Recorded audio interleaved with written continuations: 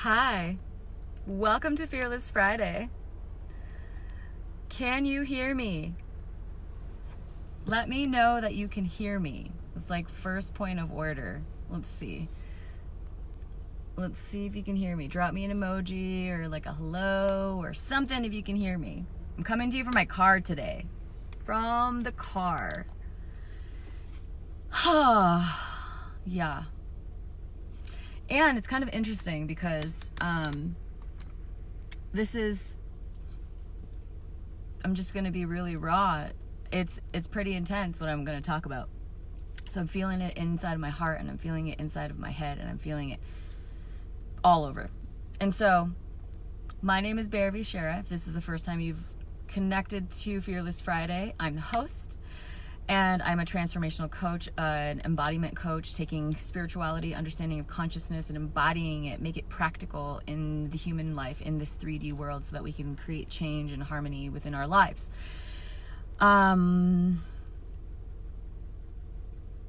Yeah. Fearless Friday is about talking about things that bring up immense fear, processes of the human psyche, processes of the human being, the human life, that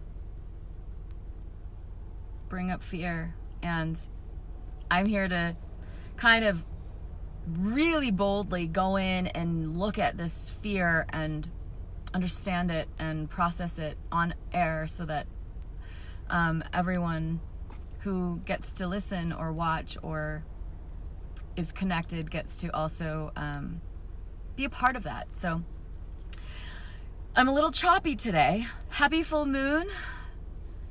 Hi, Tom. Hi, Ayola. I love you both. If you're here, imagine that we're in a circle together. I really need the circle of community as I share what I'm about to share today. And imagine that we are all holding hands, and there's a sacred flame in the middle of our circle. And whatever energy that is here that is not needed for the highest good, let it be burned away in this sacred flame. And we call in all the benevolent beings who wish to be with us while this transmission comes through. Thank you. Thank you for doing that with me. Yeah, happy lunar eclipse. Thank you for joining. Your emojis really keep me lit. So, if you have any questions or if you want to engage in any way, the best way to do that is to shoot a message and also shoot an emoji my way so I know you're with me. Hey, Jim. Happy lunar eclipse too. Okay, so it was brought to my attention recently that I haven't shared why or how this vision of mine came to be. And so some of you know that I am here in Sedona now, and I have this vision of creating an eco-village community that is a regenerative community. Now, there's lots of these types of things happening in the world, and I'm not educated in all the ways to make it all happen, of course, but I got this download that said, do this. This is what you're going to do. And the beginnings of that idea came through when I was in Texas in 2012. And most of you also know that I have been a speech path for a long time. And I went to school for 10 years, and then I worked for 10 years. So basically like 2/3 of my life were as a speech language pathologist. And I loved being a speech language pathologist. Like, I loved it, and I loved everything about it. And I loved all the experiences that I had, dark and light. And, but the reality was that what I was experiencing wasn't sustaining my well-being. It wasn't sustaining my happiness. It was sustaining my financial stability, but it wasn't sustaining my well-being and having my desire, intrinsic morality and desire be full of freedom, and that just wasn't coming through for me. So when I was 16, I got to be in a classroom with a speech language pathologist and a teacher, and the magic began at that time. And I remember meeting this woman. Her name was Monica Knott, and I'm going to out her because I love her. And she was my mentor at the time. And when I met her when I was 16, she sat me down and she helped me map my life to being a speech language pathologist. And I love this woman, and she and I are still friends now, which is absolutely incredible. If you're just joining now, I am sharing my story of why I left the medical industry, but right now I'm sharing about why I got into the medical industry in the first place. So sometimes it's, ooh, there's my finger again. Oops. See, sometimes what happens is, ouch. Okay, sorry, I poked your eye. So sometimes what happens is you kind of have to go in before you get out, and you got to really like understand things in the internal working so that you can get onto the other side and have another experience. Anyway, so I went through this beautiful co-op experience in my high school where I was placed in 2 different classrooms. One of them was magically with my 4th grade teacher, who was now a speech language teacher teaching like a special needs class. And then I got to be placed with her, and then I met my friend Monica, and she helped me map out my career as a speech language pathologist. I was determined to be a speech language pathologist. Like, I really wanted to do this, and I was really good at it. Like, I was really great at it. And if you don't know about speech language pathology, it's a field that includes multiple facets. It's like almost infinite, essentially. But what I got started in was the educational system, and I was in Canada at the time.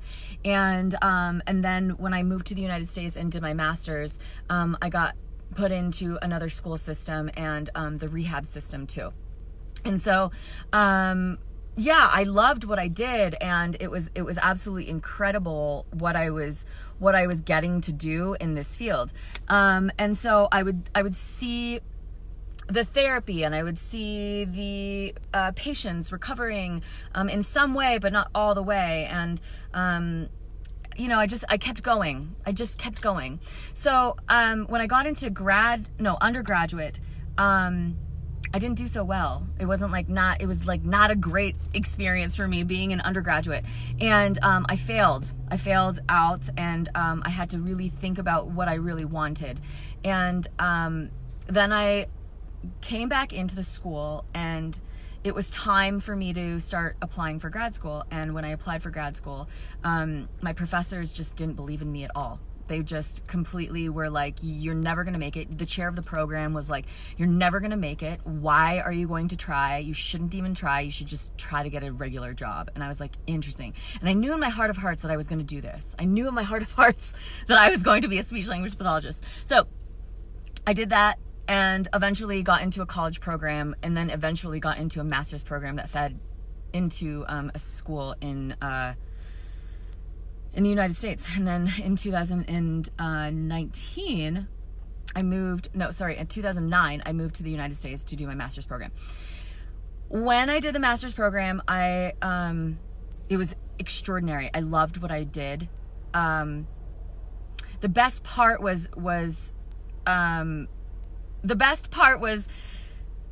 functional therapy.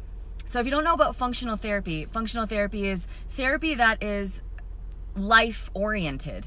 It's aspectual to the daily life of someone. So it's not like pulling out worksheets from a book and being like, how to, connect the dots. It's like, I fell making my lunch, so let's work on the sequencing of your lunch, and let's work on the sequencing of the safety of keeping your body safe while you're making your lunch, things like that. And so speech language pathology works with like cognitive function, neurological function, speech and swallowing, articulation, thinking, meta thinking, so many things, voice, breathing,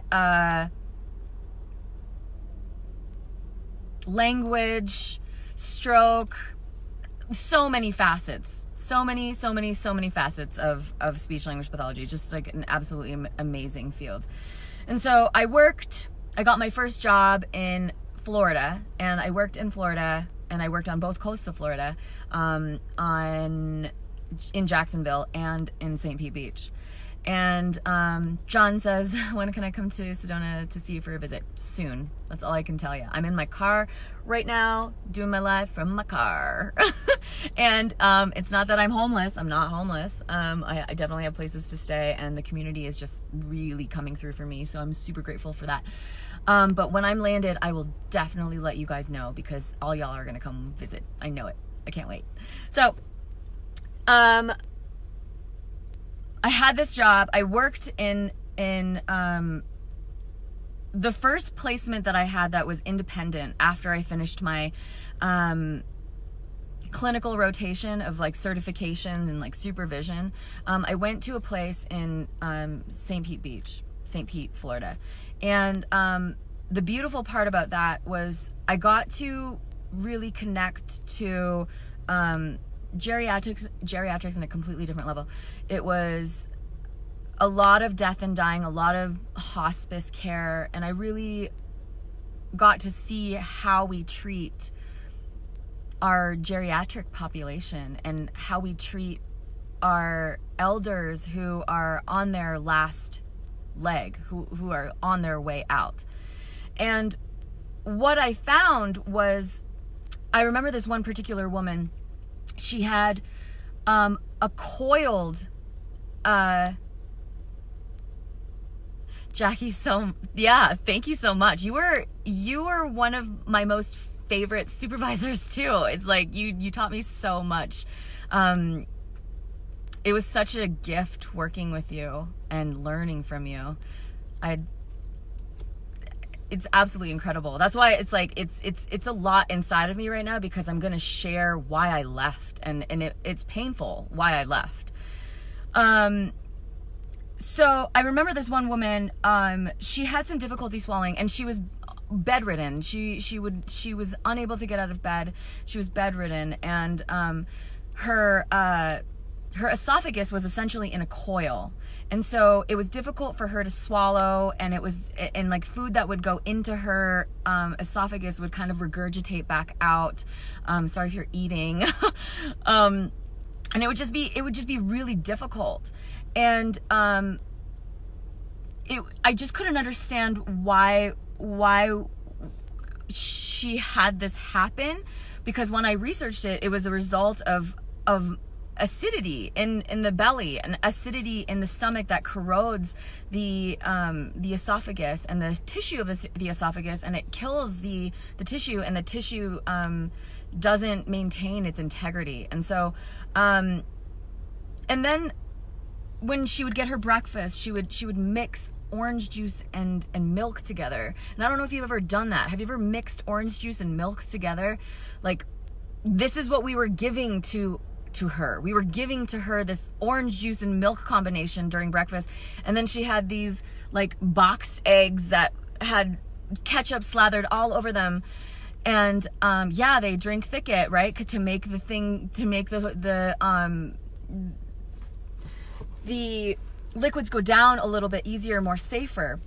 But I couldn't figure out why we weren't doing something to actually help this woman. We were just maintaining her, and really the things that we were giving to her weren't assisting her at all. They were essentially contributing to her decline. And so I couldn't really understand it.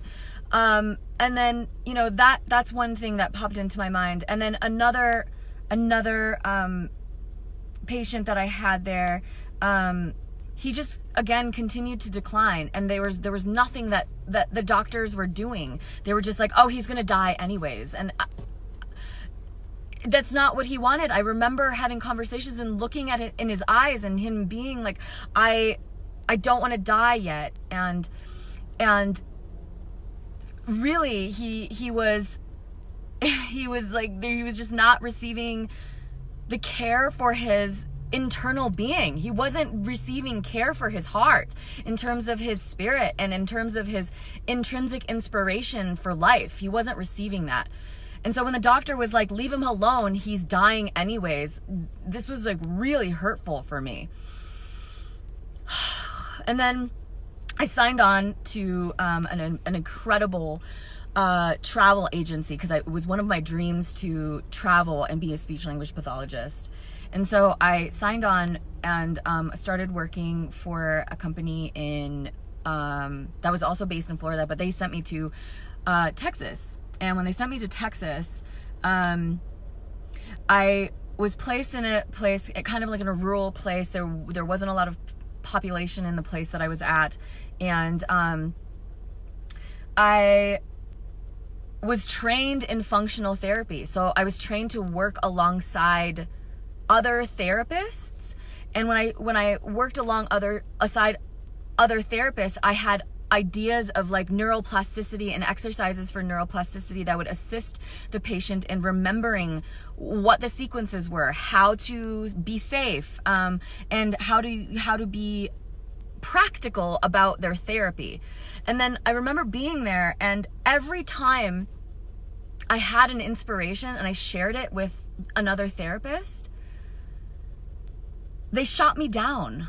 They shot me down. They were like, "We don't do therapy like that." And I just felt so alone. I felt like there was like no teamwork. And I'm not knocking anybody. I'm just saying this is the experience that I had.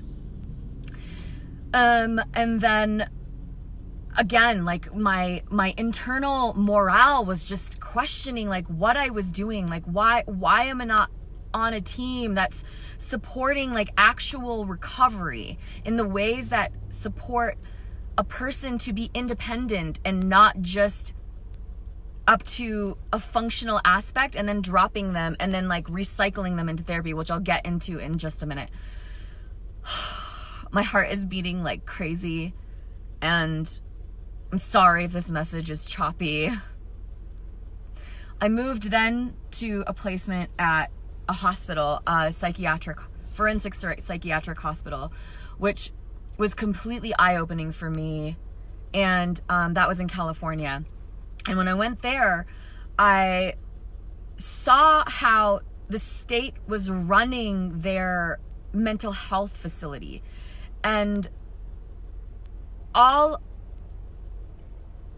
what hurt me the most from there was watching people violate themselves, like hurting themselves, like in ways, you know, banging their heads against the wall, or like attempting to cut themselves, or, you know, attempting to hoard pills and take them all at once, or bursting and like, you know, getting into a violent altercation with a nurse or a social worker. Like it was just insanity being there. And I just felt like I didn't have any kind of power. I felt like I didn't have any kind of assistance. Like I felt like the work that I was doing wasn't working. And then,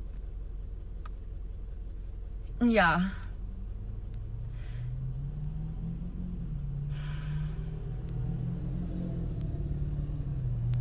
There was one patient who had 2 guards on him all the time, and he would be combative towards the guards, and they called me in on a referral to give him therapy. And so I went in on a referral to give him therapy, and he was like essentially a choking risk because his medications were so high.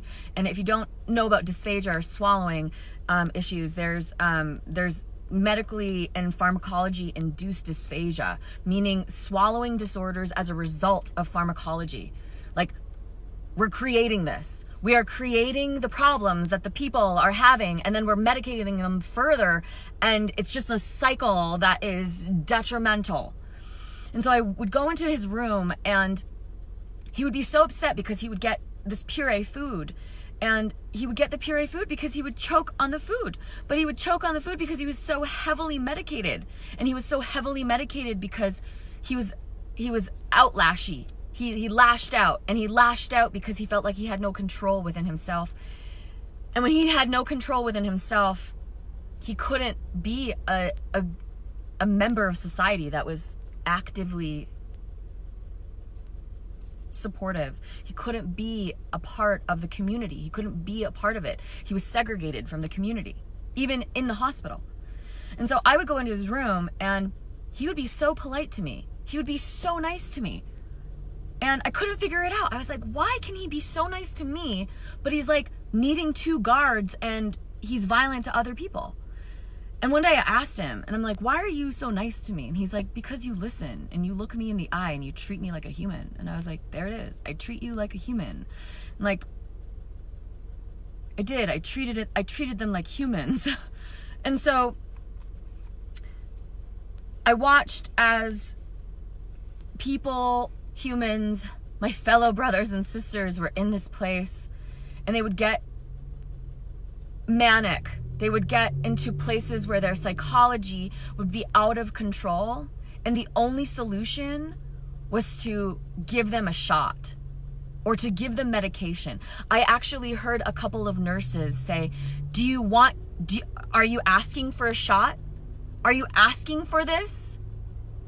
And it was just a lot for me. And like I'm not blaming anyone. I'm just expressing what I witnessed.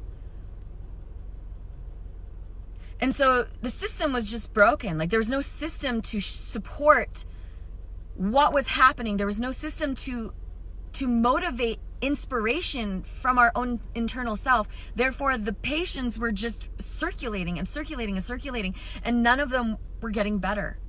It was like there was one man who I treated for stuttering, and he was like in his 30s and had never received stuttering therapy before. And I went in and I just listened to him, and we did vision boards together and we connected, and he's like, no one has ever treated me the way you've treated me. And I watched him in the 6 months that I treated him. I watched him come in with a physique that was tight. He was like 6-pack abs, like arms ripped, like masculine in his power. And then I watched 6 months later as he gained so much weight and became lethargic. He started not coming to my sessions. He started declining. And it was just so painful to watch. I moved to Chicago. When I moved to Chicago, I worked for a place in the northern suburbs, and I got to train my first student, which was really exciting. And when I trained her, she called me in on a consult for a woman who was getting chemo treatments for her cancer. And she's like, my patient is not swallowing properly. I don't understand what's happening. And so I went in, and first I always look at like what the patient's eating to see why there's difficulty in the swallowing, like what's going on. Anyway, so she's on chemo treatment. She's getting treatment for cancer, and she's in her room. I'm getting called in, and she's eating a Big Mac from McDonald's, and she's eating giant bites, and she's probably chewing like 3 or 4 times and then swallowing. And the first thing I say is, okay, you got to take a smaller bite, and you got to really chew your food, make it into baby food inside of your mouth before you swallow it, and then take some liquid to help wash it down. If you need to, create that chin tuck to help open the upper esophageal sphincter to keep it open so that the food can go down easily. So I said that, and she did the thing. She did the things that I suggested, and then it was easier for it to go down. I was perplexed, right? Like, why is my cancer patient eating McDonald's? It didn't really make sense to me. So I walk out and I talk to the nurse practitioner, and I'm like, hey, why are we letting our patients have McDonald's? And she looked at me and she said, that patient's dying. Let her eat whatever she wants. And that was the last straw. I couldn't handle it after that. It was intense. I just was like, what is happening? Like, she's getting treatment. She's in the facility. She's not being educated on how to support her body. And she's being deemed as dying by a nurse practitioner, whereas like, it just didn't make any sense to me.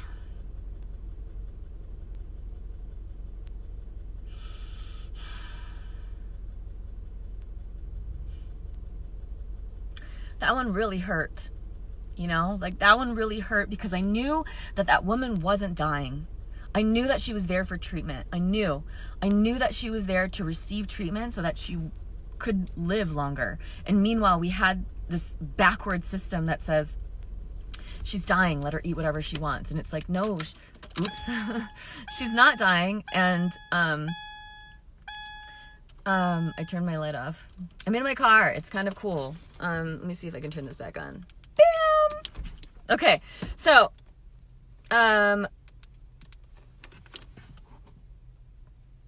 yeah, and like, you know, Camille says a horrible lack of empathy. And it's not even, for me, it wasn't even the empathy. It was professionalism. It was like, why did we become healthcare professionals in the first place? Why? To help people. To help people. Not to tell them that they're dying. You know? Holy moly. So, that was one of the last straws for me. And I was like, something's got to break. Something's got to break. And I remember also when I was in that facility, they expected me to be 100% productive. Now, 100% productive means that I'm seeing patients for the entire 7.5 hours that I'm there. And I don't have any time for me to do my notes. So I'm supposed to do notes while I'm in the session with the patient. And if you've ever done speech language therapy or swallowing therapy, it's kind of like backwards to do that. We don't want to take our attention away from the patient while the patient is doing the exercises or doing the trials of food, because you just don't know what's going to happen. And so, yeah, they would expect us to do this like conglomerate work, like do your notes while you're in session. And it's like, then you're taking my attention away from the patient, and then the patient doesn't get what they need. And then you want me to bill for the entire time. And it just didn't sit right with my morale. It just didn't sit right. So I asked them and I said, you know, I can be 80% productive, and that's normal. 80% productive is normal, and that allows me to be effective and efficient in my ability to give therapy to my patients and also write notes that are clear and concise so that anybody else who's going to read the notes would be informed. Doctors would be informed. Patient records would be informed, nurses, whatever. And then one of them said to me, it doesn't matter, nobody really reads your notes anyways. I was like, okay. So then I got fired. I got fired because they hired the student that I trained, and then I got fired, which is fine, whatever. So I'm out of the system now. I'm out of this like go to work type of thing. And I look for jobs. I'm trying to look for jobs. I'm trying to look for jobs. I'm trying to look for jobs. And if you're with me and you're just coming on, I'm sharing why I left the medical industry, sharing a little bit of stories of what I experienced. My heart is beating. I'm feeling emotional. I'm doing my best to keep it together because it's painful and it's relevant. The reason why I received the downloads that I did on creating what I'm creating now is because I went through all of this, and I wouldn't have come to this pinnacle point if I didn't go through all of this. And so when I got fired, I say fired, they let me go. I looked for another job and I couldn't find jobs. It was interesting. I just couldn't find jobs. And I ended up finding something that was a home health position. And I'm going to turn my car in again. Okay, so then when I found this home health position, I went into various houses. So what they do is the doctor sends a referral, and you go to the house and you do the eval, and then you determine whether or not they need therapy or not. And so 2 houses in particular. One house, I walked into the house, and the woman was completely non-ambulatory. She was non-verbal, and I was perplexed. I walked in, and I'm like, interesting. What am I here to do an eval on? What was I here to do eval on? So I went through my eval anyways because I knew that, you know, I was given the referral, so I did the eval anyways. And of course, therapy wasn't warranted because there was no stimulability for any kind of increased function, in which case then if I had referred her for therapy, it would be fraud on my part. So I declined therapy because she was bedridden and she was not communicating, and there was no pointing or no engagement upon connecting with her. And I remember as I left, I got a phone call, and the woman on the phone said, "What are you doing inside of my house?" And I thought to myself, interesting. Like, one, how did she get my phone number? Two, how does she know I'm in her house? And she's telling me, she's like, and I told her I'm a speech path. I got a referral from her doctor, and I came in to do therapy. At the time, there was a nurse in there who let me into the house. And so she said to me, she said that numerous therapists have come through her house, and they were billing her insurance for her mother for evals. And she told me that this wasn't the first time, and that they were committing fraud. And so this really, like, I couldn't figure it out. It was just like, I don't want to be a part of that. I don't want to be a part of that lie. I don't want to be a part of that. So I apologized to her, and I thanked her for telling me the truth. And she was a doctor too. And so I was like, please tell someone. And so I went to the company and I wrote on the forum, and I was like, this is inappropriate. This is not the way we are supposed to be doing therapy. This is not the way we do honorable treatment. We do not work this way. We don't bill people's insurance just to make money. We don't do that. We don't just do evaluations just to make money. We don't do that. The second house. I walked in, there's cockroaches everywhere. And I put my stuff on a garbage bag, you know, put my stuff inside the garbage bag.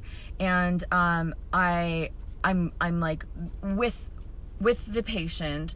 And at the end of the session, I'm like, how many times have you received therapy? Like, tell me about your therapy experiences.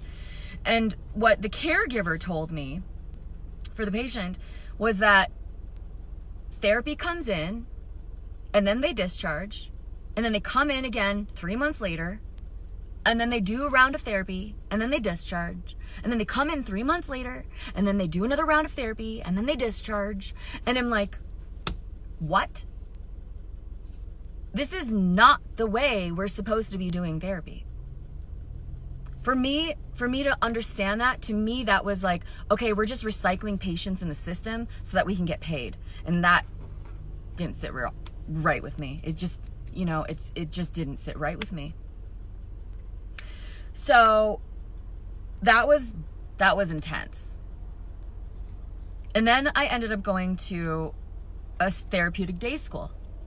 And when I ended up in the therapeutic day school, I looked at all the students' charts. All the students' charts that were on my caseload, I looked at all their charts, and they had multiple diagnoses. Some of them were on multiple medications already at the age of like 8, multiple medications. And they were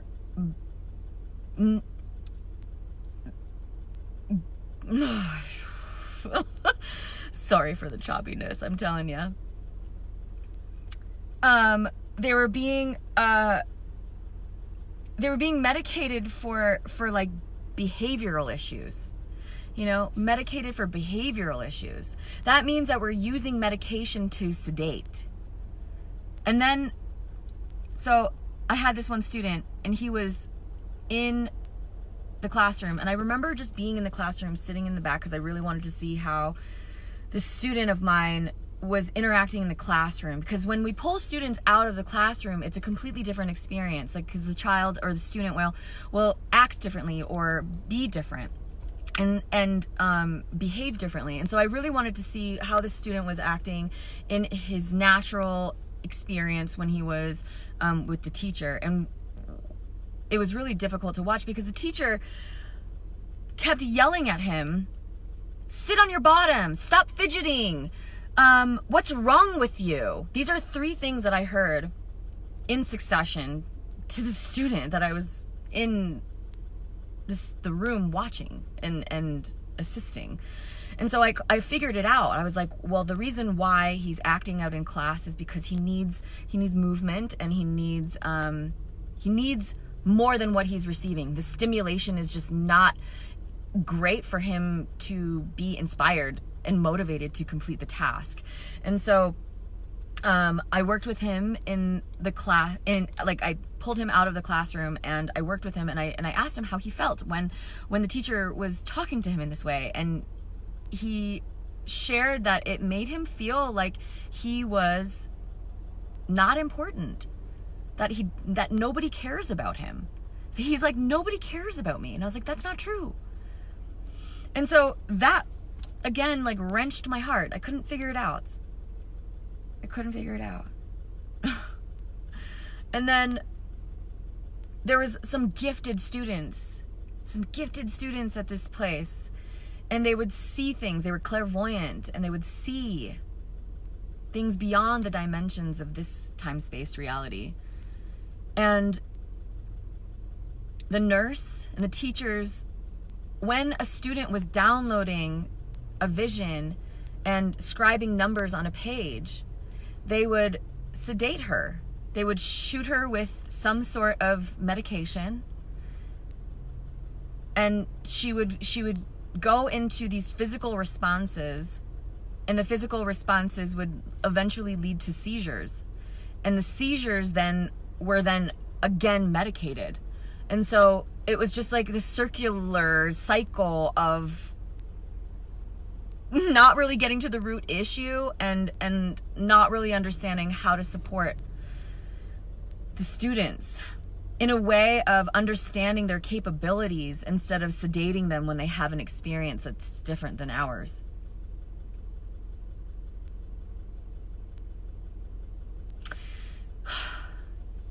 So then, you still with me? You guys still with me? I'm sharing some heavy things, and thank you for staying with me. For those of you who are still on and sharing the space with me, I'm sharing some stories of the experiences I had as a speech language pathologist in the systems, in the multiple systems that I've worked within, and how my vision came to fruition. And so I'm continuously apologizing for the choppiness of this, because it really is a calling to be at my most fearless self, to share some of these experiences. And there's so many more. Things are just coming out of me. So thank you for being here.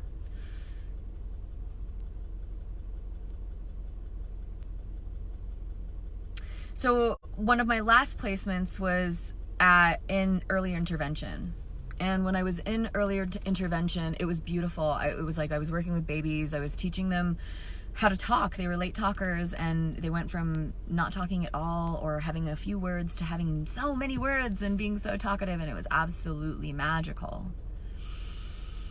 And the sad part about that is I would go into homes, and one home in particular where the family wouldn't even engage with us while we were in therapy. And it's a lack of education, right? We don't teach our parents sometimes how to engage in therapy, or we're not motivating them to be a part of the treatment.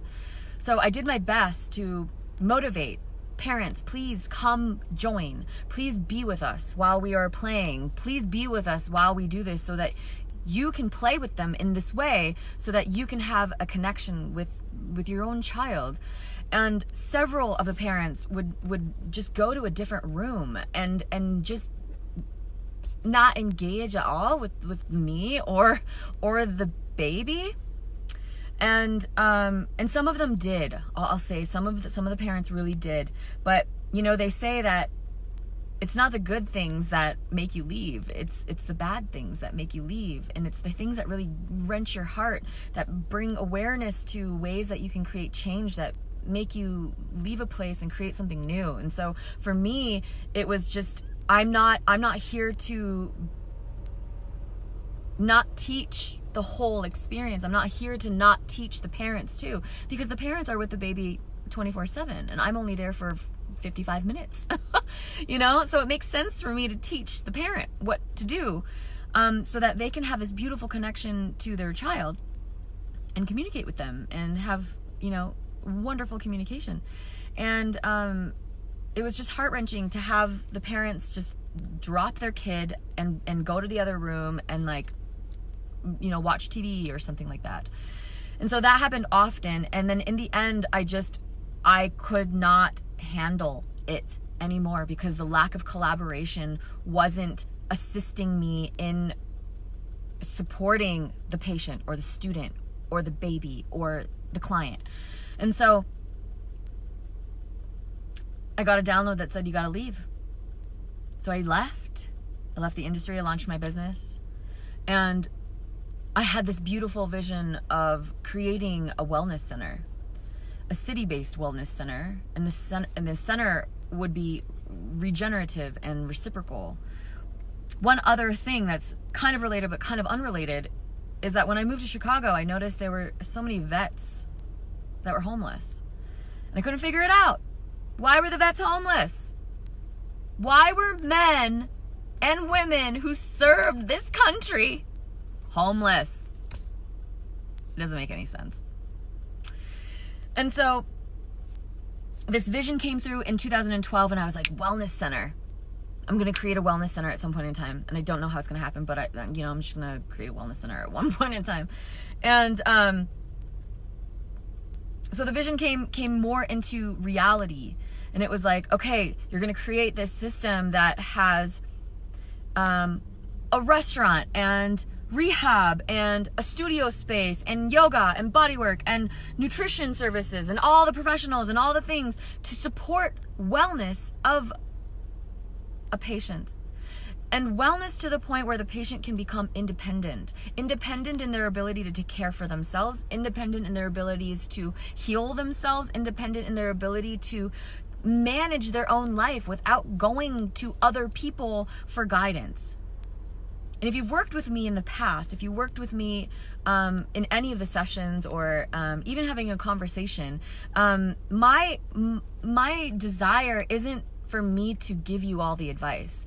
It's for me to help you unlock the advice within yourself.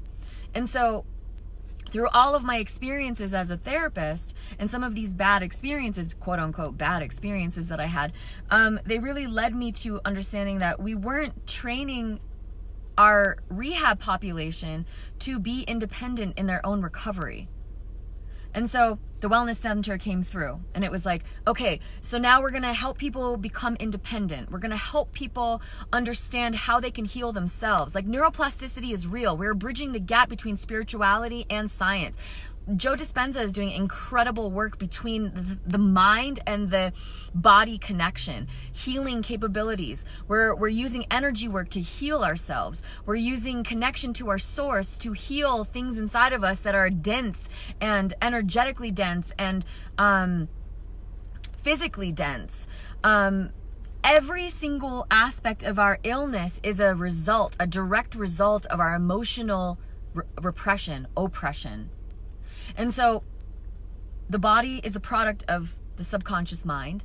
And as the body is the product of the subconscious mind, if there's something in our subconscious space that hasn't come to the surface for illumination and healing, it's going to create some sort of anomaly inside of the body, inevitably. And so my desire and my motivation was to create increased awareness of how we can heal ourselves. And so the idea came through. Create this center that has a garden. It's eco-sustainable. We're using sustainable, eco-conscious types of products. We're working with trades and fair trade with other countries and supporting this vision together. We're creating sustainable solutions for people to recycle themselves back into society after being homeless or being kicked out of their jobs or going to jail or having a manic episode. You know, like, why do we have to take people in and continue to medicate them and stop them from living their dreams? Why can't we let them come in, let them heal, teach them how to heal themselves through all the modalities, and then let them be active members of society? Like, why can't we do that? So that was like the download. It was like, I want to do that. I want to create that. And so I didn't know how I was going to do that. And I knew I wasn't going to do it by myself. And I knew that, you know, all the answers would come in good time, because they always do. Garrett, Jane, I love you both. Ugh, you guys, thank you for being here. And so if you know me and you know my life, it's been magical. So I just kind of, Patrick, it's so good to see you too. It's been a long time. My life has been magic. So when I got this call and it said, drive west, I said, okay. So I drove west and I took all my things with me, and you can see some of my things still in my car, you know, but now you can see the back. You can see the back. Before you couldn't see the back because I had a lot of stuff in here. So, I ended up here in Sedona, and to my greatest magical surprise, I'm meeting people who have the same idea. The same idea. It's not even like remotely, like vastly different. It's like we have similar ideas, creating a conscious community that supports regenerative solutions, eco-conscious living, growing our own food, recycling. Just so many good things, you know, things that support the evolution of the sustainability of man. Because what we're doing right now in our medical system and what we're doing right now in our school systems is not sustainable. We need something different. And so these eco villages, these eco communities, these living communities, these are the solutions. And so I left speech language pathology. I left the medical field because it thrived on people staying sick. And that's not the kind of energy that I wanted to circulate in my life. I didn't want to be the person who said, screw her, she can do whatever she wants, she's dying. The reality is that we are living when we choose to live. And if we choose life, then there's solutions, always. I just recently connected to someone who stopped me in Whole Foods and was like, I overheard your conversation on the phone. I just want to know what you're doing, what you're about. And we connected, and he told me about this project that he connected with one of his collaborators. And she healed herself of stage 4 metastatic cancer. These stories are out there because people believe in themselves now. People believe in themselves and not the prognosis that they're getting from the medical industry. And so my message today is sharing that we have all of the solutions inside of us. And the reason why we don't believe in ourselves is because we are living in a society that is supporting us in not believing in ourselves and feeding us the junk and saying, here, eat this junk and then come back to me and get a treatment. And they don't know how to get off the treatments. And so my desire was to connect with people who are doing extraordinary things on the planet. And I've landed here in Sedona, and I've met some really freaking amazing people. And these people are innovative. They're solution oriented. They have the same vision. They have the same energetic frequency that are wanting to create regenerative solutions for the planet. And now I have a team of people who see wellness instead of sickness, and who see wellness in a way that we can all capitalize on wellness instead of capitalizing on suffering, capitalizing on pain, capitalizing on illness. Shame on us for doing that in the system, in the medical system. And I'm not saying all of my experiences were terrible. I did have some beautiful experiences of recovery.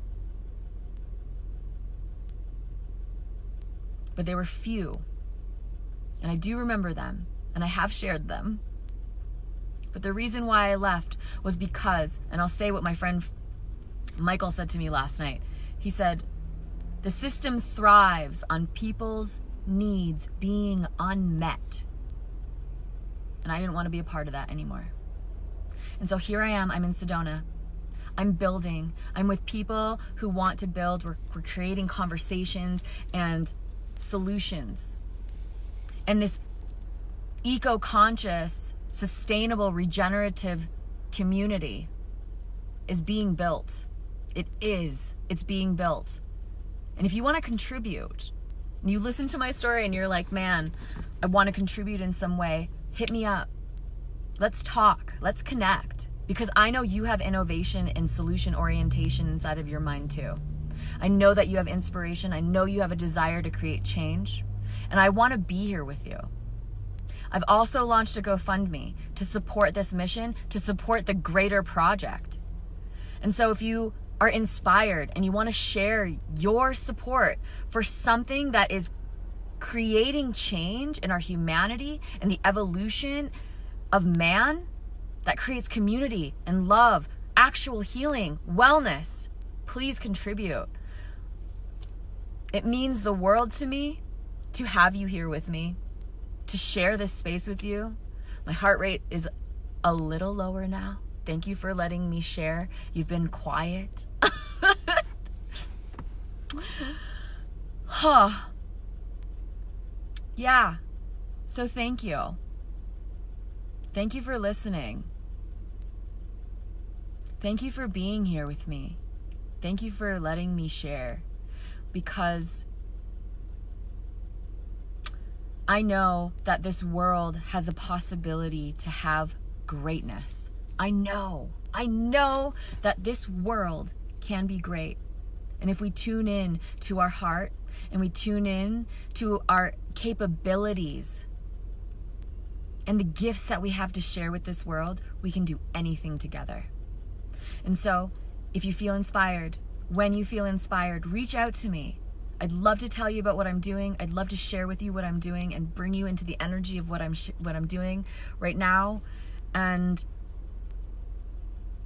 if any of this inspires you, please consider contributing to the GoFundMe to assist this. Because I'm on the side of wellness. I'm on the side of creating humans that are free from pain and suffering. And free from being in the system of recycling insurance just to get paid. So I love you all. Thank you for listening. My heart is with you.